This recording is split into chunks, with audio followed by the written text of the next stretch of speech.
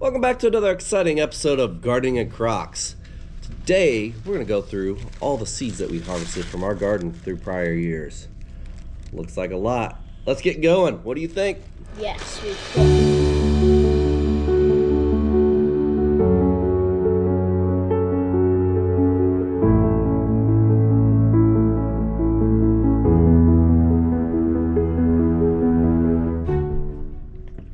It is the middle of winter. It is freezing outside. It's almost time for us to start planting seeds. I know we did a seed planting video a while back, but for real, pretty soon it may be time to start planting. But it's never too early to start thinking about it. So today we're going to go through some seeds that we've harvested from our garden in the past. Let's just get right to it. The first thing that we did, we want to grab the bag of habanero seeds. Well, the first ones that we saved last year was a habanero. And if you can see that little guy on my finger there, that's a little habanero seed. And we have a good chunk of these. Now when I went through and was cutting up the habaneros to dry them out is whenever I saved these seeds. Saving the seeds was really quite simple. Basically, just take them out of whatever fruit or vegetable you have, lay them on a piece of paper, let them dry for a few days, and you should be good to go. So let's do next. What else would we say? The sunflowers. Grab the bag of sunflower seeds and show them what that is, Kid Croc. Yes, so we got quite a few sunflowers. We do have two different kinds in there.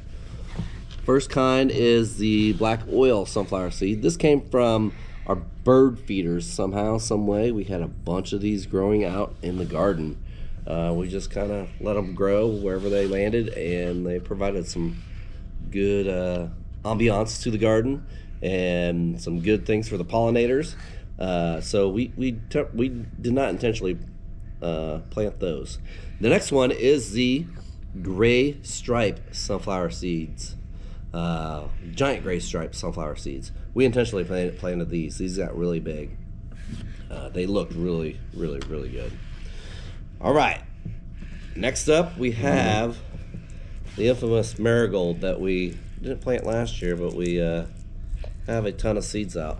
So when you go out and your marigolds all dry up and they kind of look like this, you just pull off the flower base off the plant like that. And inside, probably really tiny, you can't see it, are some seeds. Each one of these holds almost probably 50 some seeds. Yeah, let's make a mess. Yes, so there you go. That's quite a few seeds there. All right, what's next there, Kid Croc? The magic Kid Croc beans. Kid Croc's magic beans. These are bush beans. So you want to grab one? We have two different kinds. We got a purple variety and a green variety. Show them the purple variety. This right here is the green variety. And this one right here is the purple. That one's the purple variety. These are easy. You just let, at the end of the year, when you're done picking green beans, you know, after you get to that point where you're just done, just let the beans dry up on the plant. After you let them dry up on the plant, go out there and harvest the bean pod. Now this is a pole bean, but I'll give you an example. This is what a bean pod looks like. It's all dried out. And we do have several pole beans that we are going to be harvesting. But if you open that up, you look inside there, you have 1, 2, 3, 5, but one's not very good. But you got 4 good, solid beans that you can replant for the next year. Or you can use them as dry beans and use them in some type of soup or whatever you use dry beans for, refried beans, maybe some chili beans, different things like that. But if you're going to reuse them to plant next year, this bean will be good to plant next year. Moving on, let's do a couple flowers that we got. Not sunflowers, but flowers. One of the things that I like to harvest are Zinias. I let these guys go, and basically you get the flower head off of a zinnia like that, And when you pull the flower head off, you will get Seed. Lots of seeds. a big mess. So what I typically do with these, especially since I'm not really starting these indoors, is I'll take these seed heads and I'll pull them out, and wherever I want to plant my zinnias, I'll just go through the garden and sprinkle them around like so. Basically, what you'll get out of that is a whole big spot full of zinnias. Now these zinnias aren't really an heirloom or anything. I believe they're just kind of like a hybrid, but they do attract a ton of pollinators. The more you cut, the more they grow. The more you cut, the more Mama Croc loves us. So we like to go through and cut quite a bit, don't we? All right, the next variety we have are some black-eyed Susans. That's really not the true name of it, but it's something similar. But that's, like I said, another, you just pop those heads off.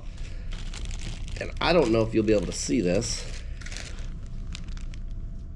but at the very bottom of that bag are some really tiny, itty-bitty black seeds. Yeah. So these are going to be hard to plant as well. What I may end up doing with these is taking these and sprinkle them over something to get things planted. Like that. So let's say you're just a new gardener and you don't have a spot for a garden quite yet, but this year you want to start out fresh. You want to start growing some things. You want to try to do things on the cheap. You don't want to go out and buy any seed packages or anything like that. There are a couple things that you could potentially do. One, you could go to the grocery store. Look for some organic grown groceries here, probably because they'll have none of the pest deterrents and all that stuff on them, but most importantly, they won't have any growth inhibiting things on them, and you'll have better results.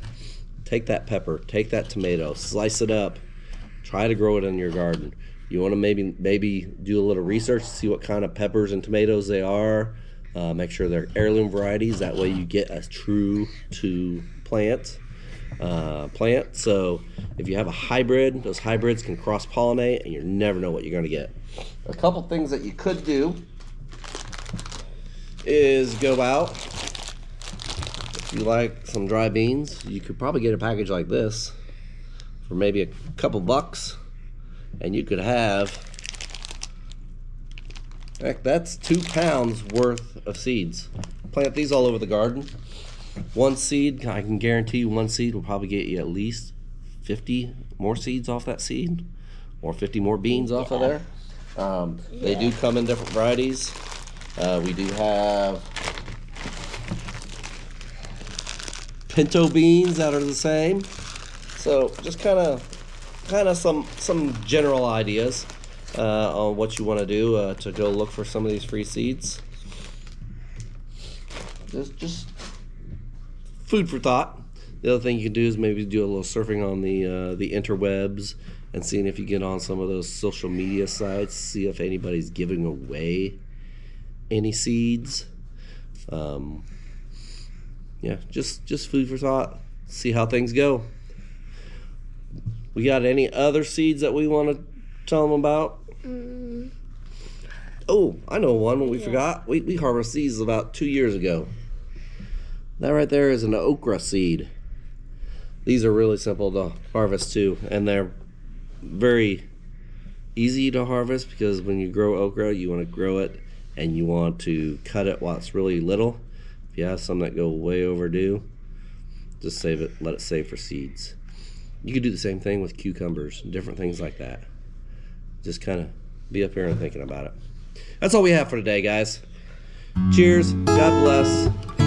Keep growing.